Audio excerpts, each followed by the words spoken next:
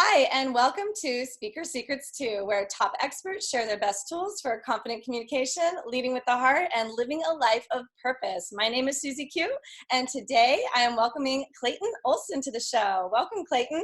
Thank you for having me. I'm excited to be here. Yeah, I'm really excited to have you here. Yeah.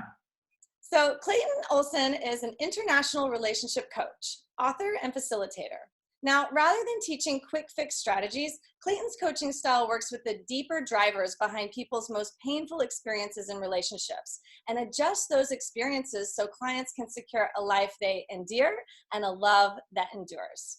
He does this through private virtual coaching sessions and leads online group workshops internationally, both for men and women. Oh, it's so good to have you. I mean, relationship is kind of like one of the biggest things in our lives. So thank you so much, Clayton, for coming on. Yeah, thank you for having me. And just even that statement, relationships, one of the biggest things in our lives. I think it took me becoming a relationship coach to finally come to that realization. Wow. Yeah, I don't think that I actually had that as an orientation before I got into this business. And then this business actually taught me how important relationship is, ironically. Well, that leads me into my first question is tell us a little bit of your backstory and how you got into being a relationship coach. Yeah. So growing up, I had, I would say, loving parents, but a poor model for a relationship. My father suffered from alcoholism, and because of that, there was there would be ruptures that would occur between him and my mom on a very frequent basis. I felt like he was unpredictable, even though I loved him very much. And when he passed, when I was 18, he died of lung cancer, and it left me really picking up the pieces of what it meant to be a man. And also, when he was out of the way, I was able to calm down and stop reacting to some of the chaos that I ensued as a child, and was able to start to architect what it means to be a man, what it means to be a man in a relationship. And just over the years, I realized I had a lot of work to do. So I got into neurolinguistic programming when I was 18. I was going through a really rough time and was considering just calling it quits. And my mom had given me a book called The Structure of Magic by Richard Bandler. And that got me into language and this crazy notion that I could actually create my own experience rather than be victim to it. And so that got me into self-development and transformation. I went into corporate for my 20s and was in corporate tech sales for quite a while. And at one point, I remember hitting 28 or 29 and craving a deeper authenticity. My role in corporate was to develop relationships with clients, deep relationships where they trusted me and they trusted the brand that I stood for me to be able to meet their needs and deliver them whatever was promised. But I often found that I wasn't actually getting paid to have honest, real conversations with clients. I was more getting paid to tolerate other people's wounds. And I realized that I had to get out of the business because it felt like I was carrying way too much. So I ended up randomly getting into an internet marketing business with an old mentor at the time, and ran operations for him, and he had a list of people going through breakups. And so I just started coaching because there was a need for that. And as I started coaching, I started falling in love more and more with my clients. I started falling more and more in love with the gritty, real conversations where people were ripped open to a level of vulnerability that they may not have experienced since they were a kid. And I realized that my heart just opened up, and my expression as a human and as a man opened up within the business, and relationship coaching became a deep passion of mine. And so I've been doing that full time for about 7 years now, and there's been multiple evolutions and iterations of it, many shifts and evolutions of relationship with myself and relationship with my clients. And I don't see that stopping anytime soon. That's so powerful and beautiful. Thank you for that share. It is amazing how when we can take those things like the childhood where you don't have a role model and then become the solution for that for yourself and for other people. So thank you. And you kind of started to touch on this just a little bit. I love your perspective that we're always in relationship, even when we're single. So can you share us a little bit more about that? Yeah. Uh, well, it comes from working with a number of clients who have been perpetually single, and them thinking that they don't know how to do relationship well. There's an insecurity that if they get into relationship, they're going to lose it.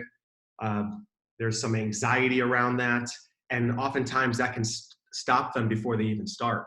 And so a reframe that I often give clients is that you're always in relationship, and you actually get to practice healthy relationship now as a single person, and you don't need another warm body in front of you that is a potential intimate partner to do that. And what that does is that, number one, helps the person begin to develop a certain confidence and a confidence in themselves that they do have something powerful and beautiful to offer in relationship, which is, I would say, 90% of solving someone's self-worth issues and anxiety they might have when they're standing in front of someone they desire. So when we talk about what does it mean that you're always in relationship? Well, you might have, on the surface, you might think, okay, well, I want a relationship, so that's a relationship with another person, but we're always in relationship with ourselves. So how are we talking to ourselves? How are we treating ourselves? How are we orienting towards ourselves when no one's looking? Are we our harshest critic? Do we have somebody running laps in our mind, filling us with insecurity and not acknowledging perhaps the goals that we're achieving in life, or the fact that we're a loving, worthy human being? And just beginning to look at that relationship can shift your entire life. We also have a relationship with life, right? So if I was to imagine life, if I was to personify life as a human being, what is my relationship with that? Am I trusting of life? Do I believe that the world is a dangerous place and that I really need to look out and watch my back in order to survive? Some of these beliefs come from childhood, right? Am I trusting that the universe is perhaps on my side and is going to provide me everything that I need to live a fulfilling life? Now, these might just sound like words, but in practice, these beliefs are two night and day different realities that one lives in. One that can ultimately lead to somebody to be in the dumps and feel completely depressed, and the other to have somebody who is feeling like a whole and complete human being that is fully satisfied whether they're in an intimate relationship or not. So just looking at relationship that way is, I think, an incredibly powerful and empowering orientation towards a relationship that has you realize, look, the game starts now. You're practicing right now, and you can't hide from relationship. You're in it. So how are you showing up? How are you being? Perfect. That's super, super helpful to start to open the doors to have a broader view of what relationship is. And I love that one of the first books you read was Richard Bandler. He's he's interviewed on this show as well. So I love that Okay. Amazing. it's full circle. Yeah, beautiful. Full circle. So is there like a step that people can start to take on their way to help heal and nurture that relationship with their self? Yeah. So doing the work, and what I mean by the work is slowing down and possibly getting professional help, whether it's a therapist or a coach, to stand in front of you as a mirror to help you see the places where you're buying into some outdated limitation that maybe served you as a child, but no longer serves you now as an adult. An example of that might be that there's a deep feeling of unworthiness that you might have. And oftentimes that belief gets installed at a really young age, because if we have a parent who is abandoning us, blowing up on us, conditionally loving us, it is much more safe to be the source of the problem rather than have to live under the idea or the fact that maybe we have a wounded parent with limited capacity. So as a child, making my fault allows me then to have some sort of hope that I can be the source of the solution. What ends up happening though is we forget that we create that calculation. And then we move forward in life and we forget that we've got this core belief that it's my fault, that I'm unworthy, that all the things that are happening outside of me that maybe aren't in my control, they're because I'm unworthy. We forget that we have that. And so working with an expert, working with somebody who understands the architecture of identity and belief, you can start to go back and reframe that and see the truth of the situation rather than the strategic, brilliant plan B that you created to make sense of a chaotic world when you were little. Yeah, so that definitely put some light bulbs off in my head. And how can we know when we're doing that? Like, is there an awareness that we can bring so that we don't fall in that pitfall? Yeah. So if I hear the question, it's, yeah, how do we know when perhaps we're being triggered and we're regressing back to that of a childhood state and responding from a place of unresourcefulness rather than our adult state? Yes, that's it. Right. Okay. Just want to make sure we're on the same page. Yeah. So, I can notice this within myself. I mean, as much as I've been doing this work and how passionate about it I am, I still find myself in my relationship getting triggered at times. And so what I find for myself and other clients that I work with is that I start to fight to be right. And I start to, I like to say, I start to die on certain hills that it's ridiculous that I'm dying on that hill. Why am I so, it's a life or death situation for me to be seen a certain way, to get my partner to change in a certain way. And oftentimes it's because there's some type of wounding that is coming up from the past that hasn't been healed, that is being presented to me to actually look at. And I'm taking a past story that's unresolved, I'm projecting it onto my partner, and then I'm back in some type of cycle that was never really completed as a kid. So the first step is awareness and noticing when you start to get tunnel vision or when you start to really believe and dig in that the other person needs to change or shift in order for you to feel a certain way. That's typically a real good sign that you're getting triggered and that you're regressing to that state of a unresourceful kid. Your ability to observe the situation from a third-party perspective, that goes away as well. So you start to lose perspective on what's actually happening. It starts to feel like a life or death situation, maybe. Kind of goes back to this whole premise of dying on a hill. And oftentimes that's exactly what it felt like when you were a little kid, is a life or death situation. Because if you weren't able to prove something, get love, be seen a certain way, the fear is I'm going to be abandoned. And if I'm abandoned as a kid, I'm completely defenseless because I'm reliable on those gods and goddesses that came before me to take care of me. So that would be the first step, is just becoming aware that this is in fact occurring. And then the second step would be being able to out yourself and name it. Name that process is actually occurring so that you can get back in integrity with it and you're not actually hiding something from your partner if you have a relationship that's built on transparency and respect, which I'm assuming you do if you're in an intimate relationship with them. That's huge. Like naming it, calling it out, calling yourself out and saying, hey, this is what's going on for me. And just even saying it can take the pressure off. Totally. Yeah. Totally. And so do you have any tips or tools or guidance on how to keep that third party perspective? Like if you go out of the third party perspective, I guess naming it would be the first step in getting back into that observer perspective. Is there anything else that could help? Yeah, definitely. Great question. So this is I'm going to take this from the premise of parts work. So parts work is this idea that the human personality is a constellation of parts, different parts of you that came online at an early age to make sense of and survive situations when you were little. So you might have had a humorous part come online. You might have had a pleaser part of you that comes online. It's constantly tracking other people's needs and making sure that they're okay so you can be okay. You might have another part of you that comes online later in life, and especially if you've been working with a therapist or doing some deep work where there's like a champion or an achiever part of yourself. Sometimes the achiever part of yourself can actually be based on insecurity. I definitely can relate to that one. Lots of achieving in my life to try to fill some type of hole that I felt. So part of my work has been detaching from the achiever and finding new motivations to achieve things.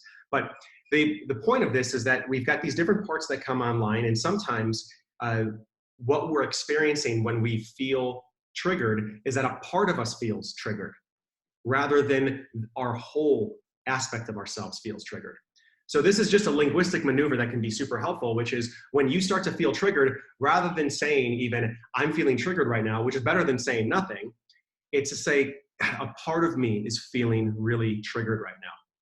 And now just using that language allows you to actually get distance from the part of you that's being triggered. It also assumes and communicates to your partner overtly that there's another part of you that's online, that's open to have a conversation, that can listen, right? So I've isolated the part of me that is experiencing the trigger, the emotional upset, and I'm talking about that part objectively suddenly, right? So there's part of me that's feeling really triggered and is super angry right now, and I'm not sure what to do about it. And then there's some other techniques too of like talking about that part, but I'll pause there to make sure that makes sense. Is isolating the part as a part of you rather than being like, oh, it's all me. I'm completely triggered right now. Yeah, yeah, that's great. And I love that when you isolate that part, then that leaves an open door for connection and communication in that. That's brilliant. Thank you for sharing that. Yeah, you got it. And did you have more you wanted to say on that, or? Yeah, something else that's really tactical too is, so that's in some ways talking about the feeling aspect of what's coming up and maybe being vulnerable about that. I mean, I remember just recently in my current partnership, I was so triggered. There was something going on. I was traveling with my partner, and I think I had made some really bad decisions around Airbnb stays. And I was just getting the heat for it. I felt like my life was under attack, and it really wasn't. It's like my partner was just expressing her dissatisfaction with what was going on, and she needed to vent. And I felt like I was on the guillotine about to get my head chopped off. And I found myself fighting for my life and getting really defensive and trying to logic my way out of it.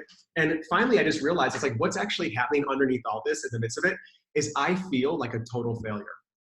So I named it. I was like, a part of me feels like a total failure right now, and I don't know what to do about this. I'm so confused. And just that shift, that was like the last thing I wanted to admit.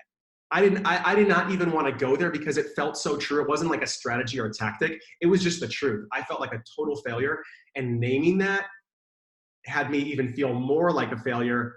But ironically, it completely changed the energy, right? So in that, another thing, and I can't remember if I actually said this, but I'll give an example of something that you could even take this farther, is so you name the emotion, you name the thing that's coming up, and you can use the parts language to isolate that part.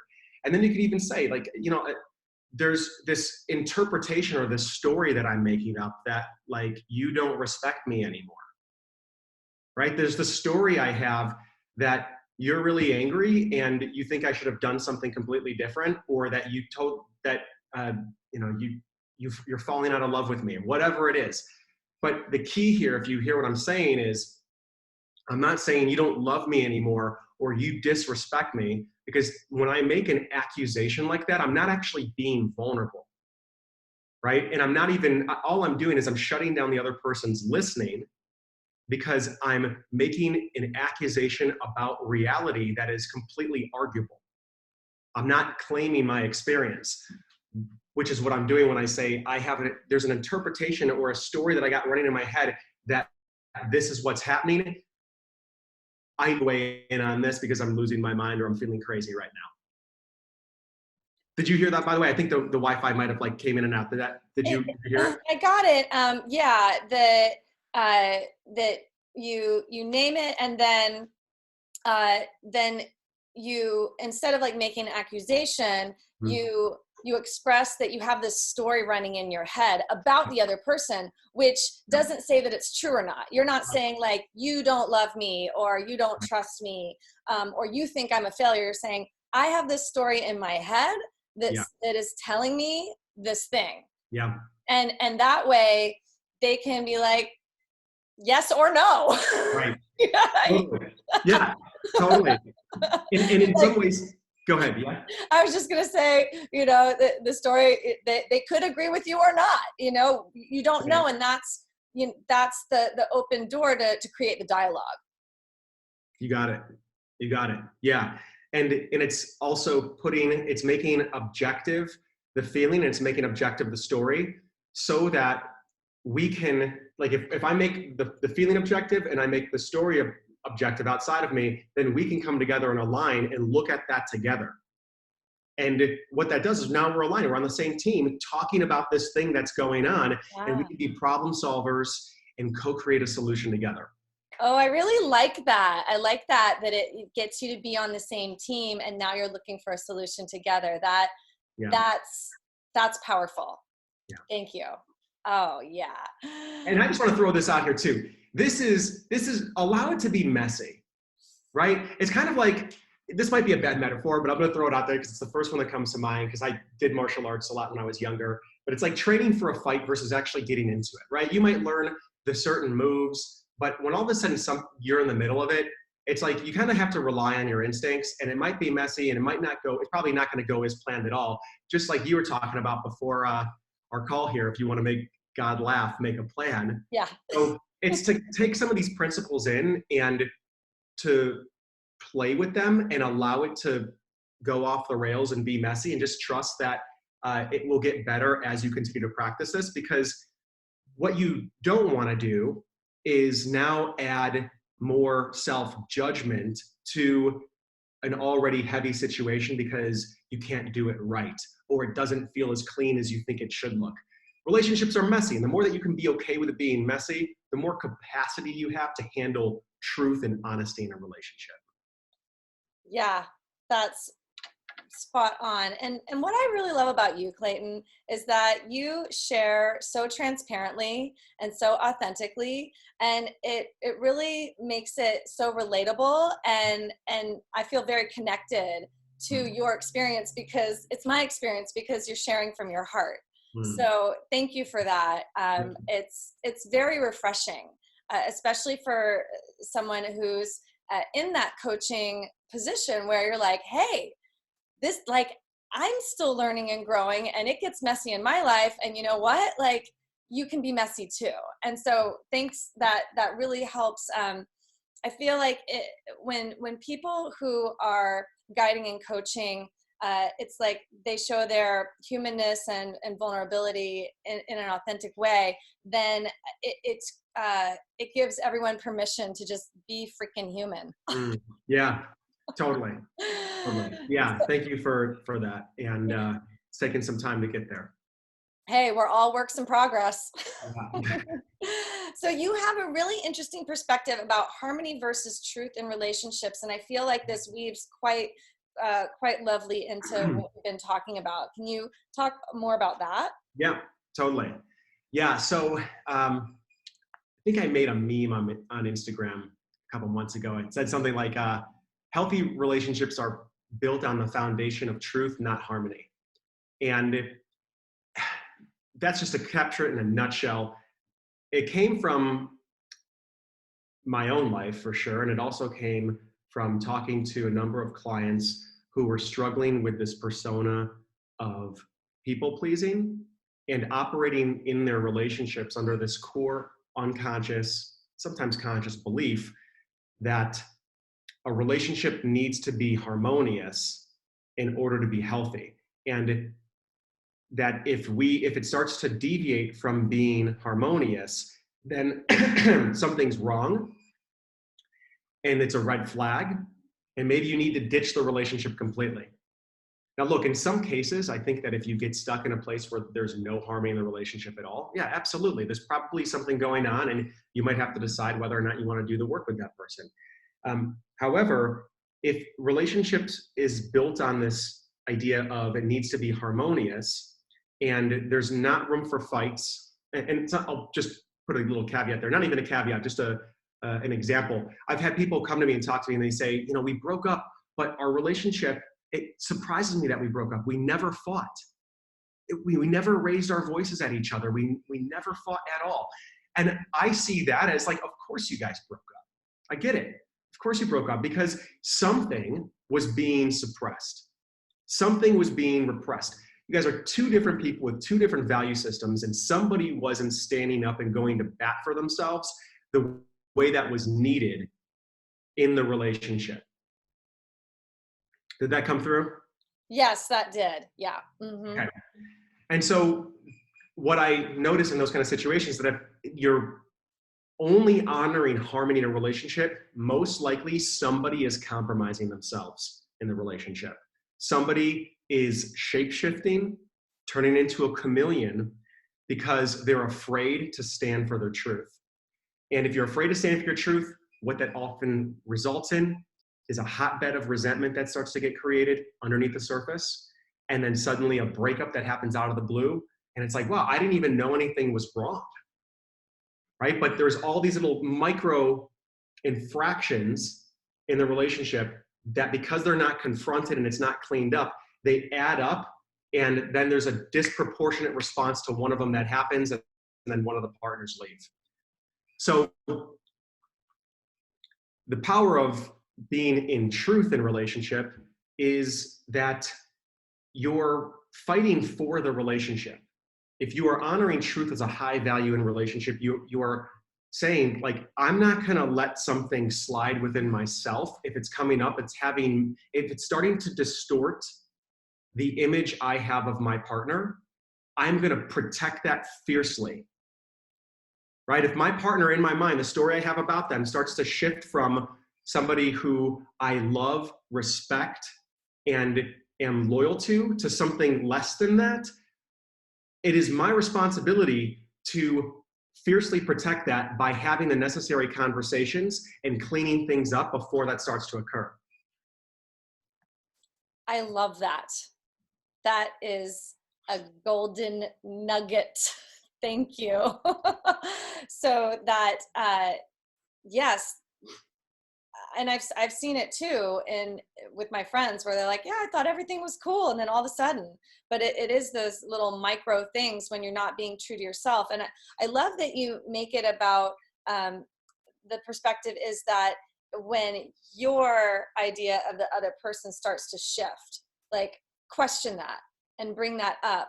And so what, could you give us an example of what that might sound like? Yeah. When you say what that might sound like, as in the communication towards the person about what's happening? Yes, because I feel like it could go very wrong. Yeah.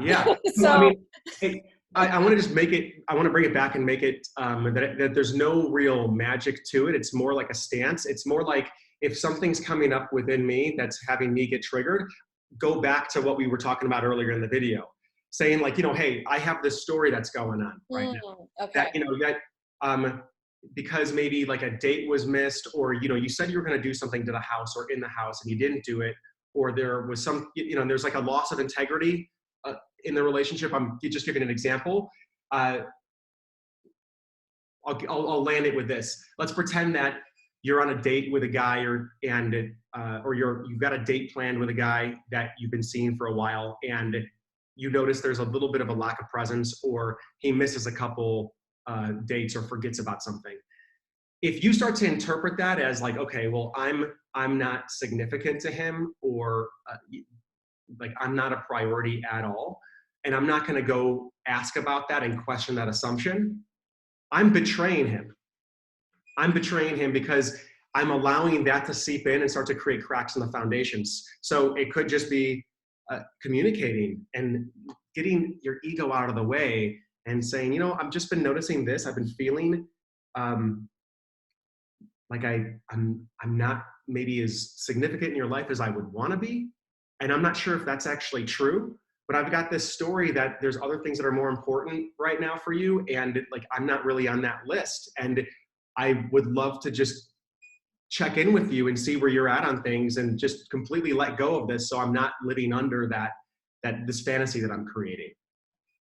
something to that nature. And that's just completely off the cuff, but I'm hoping that lands the idea of just how to clean something up and stay true and fight for the story that you have about the person that's intact of the person you want to be in relationship with. Yeah, that's great. Thank you so much. So I Yeah. know that you have a free gift for our audience and it has to do with relationships. Would you share with us about that? Yeah. Well, after working with folks for through breakups and relationship reconciliation and helping them get back out there and create relationships that are actually working better than the ones that they had in the past, I have been in the privileged position of being able to see the things that work and the things that don't. And so I've put a lot of attention on looking at the matrix of relationship. And I've got this guide called The 8 Secrets to Create a Rock Solid Relationship that's right on my site. I think the link's going to be somewhere here in the interview. But it's 8 principles, 8 mindset shifts, 8 ways of looking at your relationship, things that you can begin to do, distinctions that will help you keep it as healthy as possible. And so if you want to know anything about me and you'd like to get a little bit closer to the philosophy in which I operate, check that out. Check out my site, send me an email if there's anything you think that I can help with. Yes, absolutely. And we'll have all of that information so that you can get connected with Clayton on this page and in your email. And Clayton, it's been such a pleasure and honor to have you on the show. I learned a lot. I'm sure that our audience did too. And it's just, I really want to acknowledge you one more time for just being so real. So thank you for that. Thank you. Thank you for bringing it out in me and asking the questions that you did. I really enjoyed this convo. Absolutely. And thank you to our audience for tuning in to Speaker Secrets 2, and we'll see you again soon. Bye.